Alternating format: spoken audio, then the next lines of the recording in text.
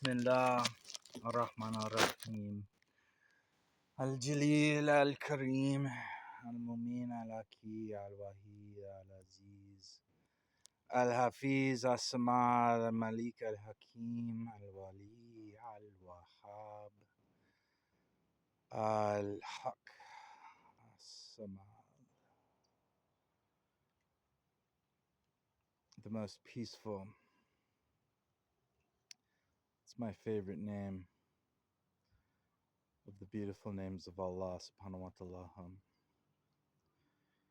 And in combination, it implies that there's not necessarily a place, such as the infamous above the throne, but there is a state, or there is a locus of being, which is fundamental and which is the most peaceful.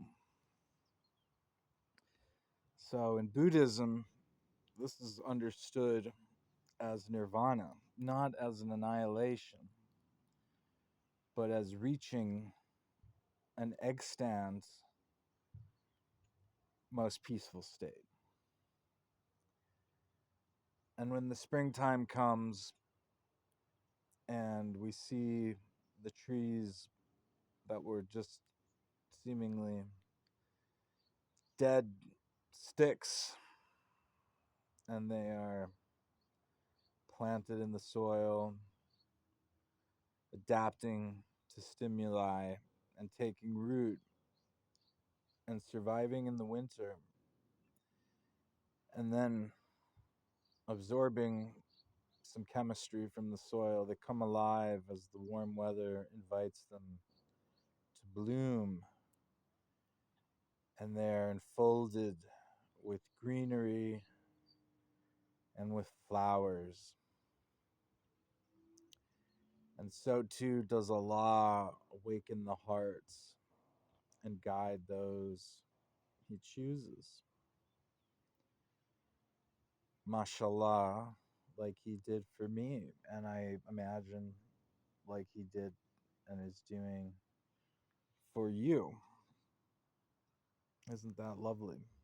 It's very important. It's maybe the most important thing. That a tree can come to life after being dead, and that the hearts can come back to life. This is the lesser resurrection prior to the greater resurrection of a literal physical resurrection from being dust. But if your soul has crumbled and it is revived and reassembled into a beatific form that reflects on the almost miraculous vivacity of life itself, that is also a gift and a miracle. And these things are easy for Allah. When my cat died, we think he was run over by the dirt bikers. And I have forgiven them. And I have forgiven myself. And he was a good cat. They say that pious people keep cats. And he had the spirit of a muhajjid. He was a warrior cat. He was based. He was very masculine in his catness. And he was my little bro. But there is no word in the Quran, there's no name for Allah that suggests masculinity, the most masculine, etc. There are Jamal and Jalali qualities. There's the beatific qualities and the ferocious and powerful qualities. Al-Aziz, if you want to associate elevation and power and all these things with masculinity, that's on you, because the Quran doesn't say that. And Eastern traditions make a point of trying to avoid gendering God, whereas the Hebrew tradition from Genesis almost suggests that Adam is made in God's image because God is male and Adam is male. And then you have this incarnation idea where it happens to be a son of God. It's not a daughter. And they even then will gender Holy Spirit as masculine, because why would there be three persons of different genders? Well, that's too much. So it's often overlooked in Islam that it is a genderless theology because it's a very patriarchal tradition around that, and because of the pronoun usage of he. But it doesn't have to be this way. And when my cat died, he had been killing a lot of birds. We would find dead birds around the house every now and then. But then with death comes new life, and the birds came back. Unfortunately, for the timing of this video, I had imagined I'd almost taken them for granted, like running water, that the birds would be singing, and this would punctuate the lecture, and I could make it very verbally light and very, very relaxing without really any controversial subjects. But inshallah, next time. And there's a Qudsi hadith where the souls of the martyrs are in paradise, in the highest level of paradise, and they have taken the shape of birds. Oh, there you go. Got a little bird song. They're just not close by. And some mornings we'll get 12 of them just sitting on the wall, all singing in a chorus, like in a Disney movie. So in this hadith, the martyrs are birds, and they're in little cages. And the cages they're open, right? They're not cage. They just the cage is a home. It's an accommodation. It's not a prison. And the cages are suspended on chains from, I imagine, little hooks that are fastened into the bottom of the throne. So it's an interest. So obviously, the point of the hadith is that to be a bird-like humanoid, or not even a humanoid, but to be a bird-like soul is the finest manifestation of piety, because the birds are big-chested. They're all heart, and their heads are small, little small heads. They're mostly for spatial navigation. And this minimalist life of big chested, big hearted, small brained, and winged enables a gestalt of flow as they swoop through the air. And often when I finish Salah and I'm making zikr and I look up and I'll see the birds fluttering through the tree. I'll see an eagle, not an eagle, an albatross perhaps, big brown winged, large wingspan bird. And they're just flying in circles, just without a care in the world. And their lifespans are short, and they suffer the cold. They suffer things. We don't see their suffering. They're not putting the birds are not telegraphing their woes on TikTok. And nonetheless, they succor a great many donations. It seems like our bird feeding has encouraged them so much that it's charmed the neighbors, and so it's caught on in this neighborhood, in this street, that people will put out bird feed. And of course, this hadith, it begs some questions from a Mutazili minded person. What is the supply chain that fastened these chains and cages? What is the metal? Do they have an atomic number? Is this some kind of different atomic chemistry? Is this femto technology? Is it's you say it's all miraculous? It's heaven. It just be kun fayakun. Just everything is just so, you know. So when you fasten these chains that suspend the cages to God's throne,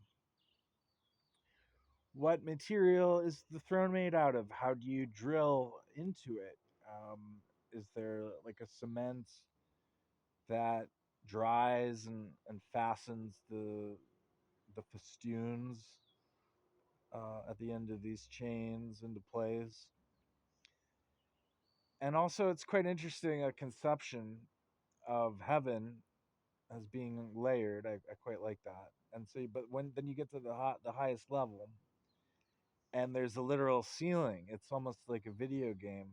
You run into the mountains or these flat Earth maps where there's ice walls all around the the periphery, which is funny because the scientists, the astronomers, have detected a planet which is a super Earth and which is tidally locked. It doesn't rotate, and so the 20% of its surface that's facing its home star is warm and might have an environment similar to our own.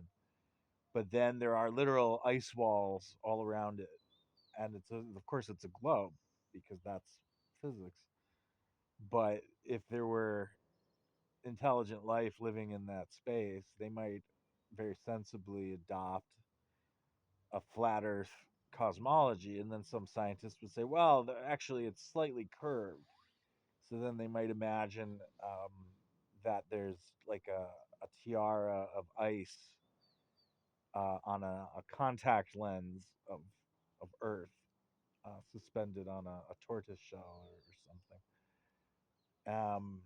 And so it is with the Hadith concept of paradise that there's a physical barrier on top. And then you have to ask, well, what are the dimensions of this flat surface? Do you get to a point where there's a vertex and then you can go up along the side of God's throne? And then how tall is that base? And it fits very well in the Athari theology of a God that is physical, but not in a like that. These sort of questions I'm asking are perhaps futile at best and blasphemous at worst because I'm impinging on the ineffable mystery of God. And even though Athari theology sounds very simplistic, in the modern Tamian attempts to dress it up in analytic philosophy and things that really don't mix, in the Hanbali school, you're forbidden from really thinking about it. So it retains this almost Hindu-esque or Orthodox Trinity, Genesis, theophatic quality, and that God has a not an abode but a kavod, a, a sort of a space that transcends space. This is wrapped in paradox. It's simple yet unquestionably, unanswerably complicated, and then there would be a space where there is Allah's giant enormous body, and then there would be no space above it because it would be at the limit of space itself, or something like this. And oftentimes these folks believe in a flat Earth, and there are. It's not just a hadith thing. It's also there are Quranists who believe this because you can read verses in the Quran literally without tawil and then come to these conclusions in spite of the other signs of Allah and physical reality, like how you can't go on a mountaintop and see for thousands of miles because there's a horizon and it drops off, and how planes go in curves.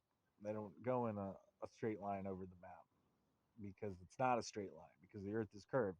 The straightest line is going to appear curved on a 2D map. And isn't that funny? Isn't that lovely? What a clever little design by God. And it's okay that people have different theories. They don't have to be right about everything, and neither do we. Just like the birds just have to be right about a few things, and then they'll be okay.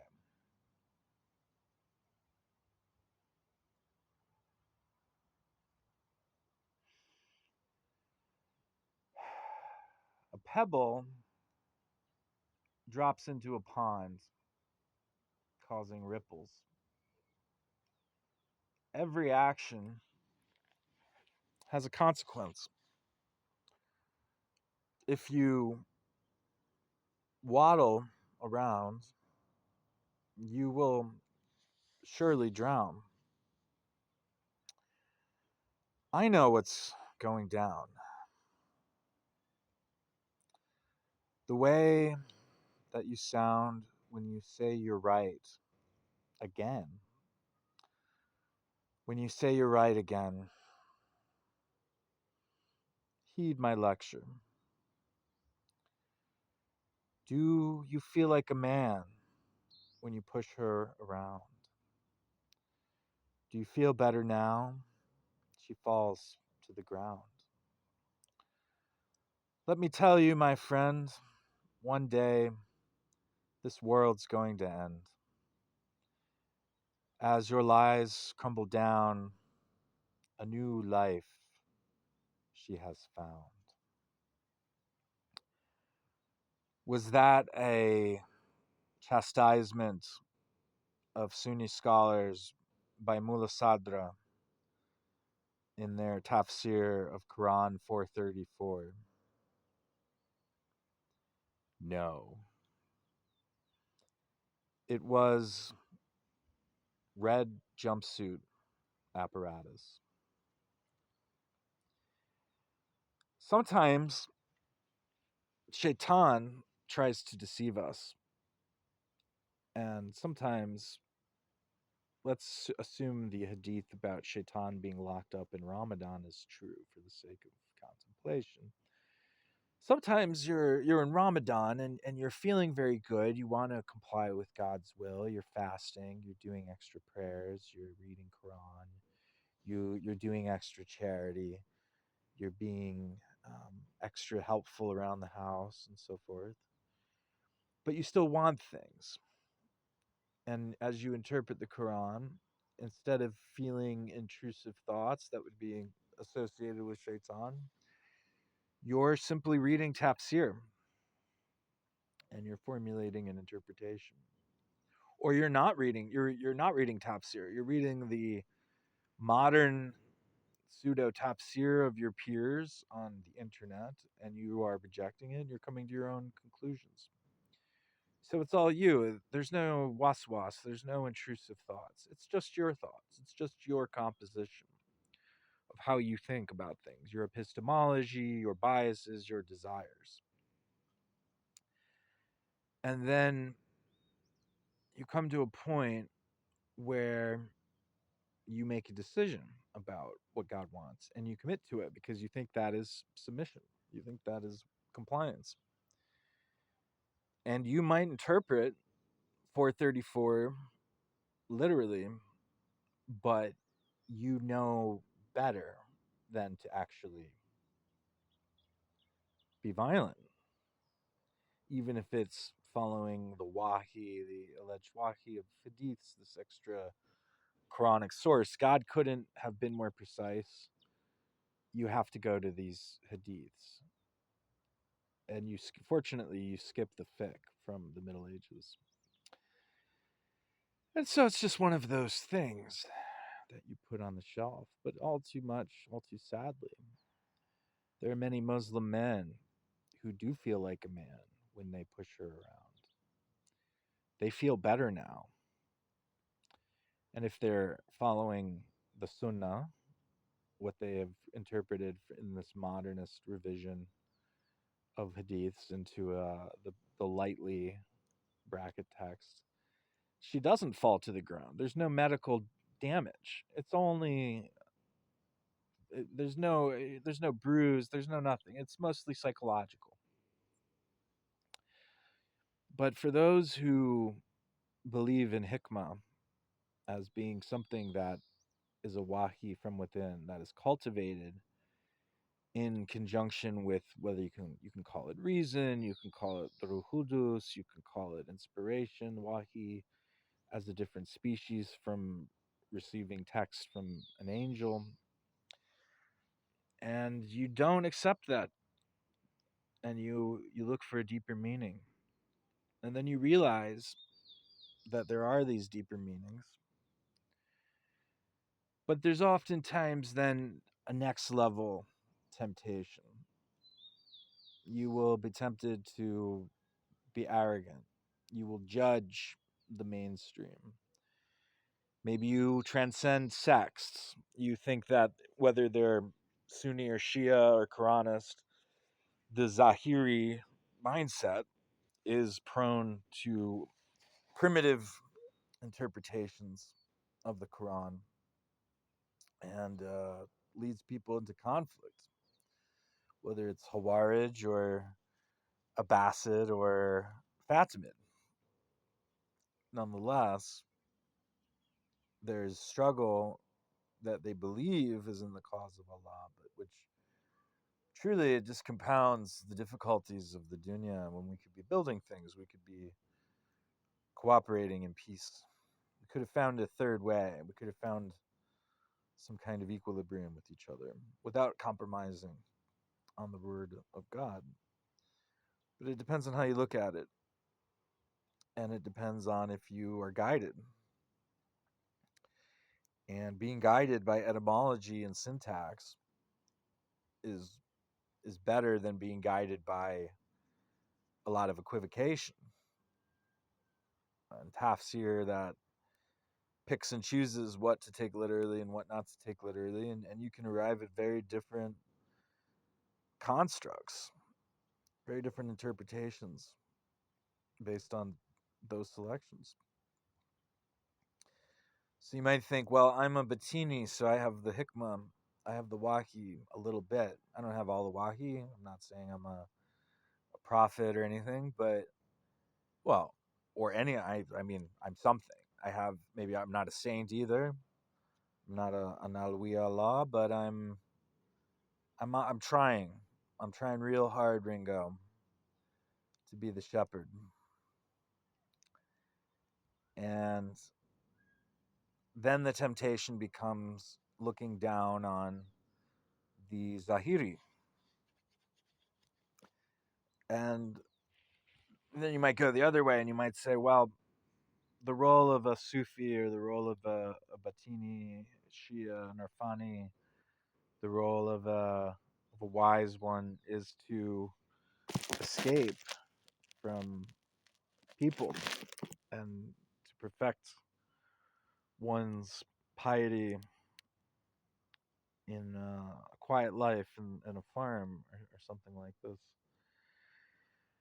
But, you know, the people who are really advanced, the masters, they don't do that. They work, they run a tariqa, they go into the city and they take students,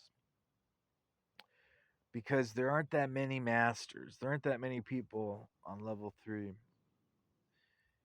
And so we need to get more people on level 2. We need to take more students and bring them into the batin, because we need wisdom. We need wisdom. It's the only thing that's really going to cut it, folks. The book and the hikmah. And the hikmah is not just another book. It's not really something you can even put into words. The hikmah transcends the limitations of language with Holy Spirit. And so there's an intuitive guidance rather than a merely deductive one. And then the role of having all these level 2 people that aren't 50 or 60 or 70-year-old masters, they're in their late 20s, their 30s, their 40s, is to influence the Zahiri mainstream and also to do dawa and bring people up from level 0, which is just being disconnected from God, onto being religious enough that you could be a cranky social media Zahiri guy complaining about foreign affairs, the way women dress, the latest media blip, etc., etc. Um, and they often push more people away from religion than they call effectively to religion. And their job really is not dawah. They think it is because they're trying to satisfy jihad obligations, and they'll take a softer interpretation of dawah as being jihad, and also testifying to the truth. So then we get into this call out culture, and it's just just it verges on sectarianism and backbiting. And really, those people should be spending their time doing naffle prayers, trying to earn more money to donate, and taking care of their children, possibly having more children. They ought to be working on their marriage. Their marriage is a fana, and is an exercise of jihad al nafs. And the better their marriage is, the more their spouse is going to be willing to have a third child. And that's going to edge out the demographic situation. And this is all a baseline. And then truly it is the people who are initiated into the batin who should be taking the lead in dawah, because they would be the most effective at it, and they would have the patience and the care in their words to not repel people, inshallah. And this is how the system has to go. So what's happened in the modernism, and I don't just mean like Javad Hashmi not or Lupe Fiasco not believing in jinn sort of modernism. I mean Salafism, and I mean Quranism. I mean believing in jinn, believing in the textual verbatim, but losing the mystical dimension, losing the hikmah. Or not losing it, but flattening it. Let's be nuanced here. It's not all or nothing. And the batin, the hikmah, is what we really need, folks. And what's funny about it is that when you go onto this sort of a path and you study, oh, well, where are all the schools of Vedanta? What are all the schools of, what are all the sects? What are all the types of Batini Shia? What are the differences between the Sufi tariqas? What about Hazachism, the Orthodox Christian mysticism? How do these all intermingle? What are the parameters? How do they converge? How do they differ? What's the What about theology? Oh well, what about the assay qualities? What about the you start pulling out Latin phrases that could be expressed in code, but instead it's an older code. And your head gets big. And the objective, this is a core precept in Sufism, Batini, Shiism, and in Buddhism and Vedanta, is to actually practice. And when you practice, you attain, albeit very temporarily, when you do a really good sujood, a state of no mind. Just like the birds, you enter a flow, and if you can touch that 5 times a day, multiple times per salon, that's pretty good. And if you can take that with you into the rest of your day and into your interactions and into your frustrations with rambunctious toddlers, angry drivers, frustrated customers, oppressive bosses, and so forth, never mind random people on the internet. It should be the least. Then, if you can maintain that gestalt, then you will be like a bird flying through hoops. You just nuance the gestalt, you nuance the flow. You're only using the intuitive training in your brain to calibrate your spatial path through spiritual space, through psychological, emotional space. And you will glide and perch and then nibble on some seeds and sip a little bit of water and be grateful for that water because it's the water of life and it's what turns dead twigs into blooming flowers.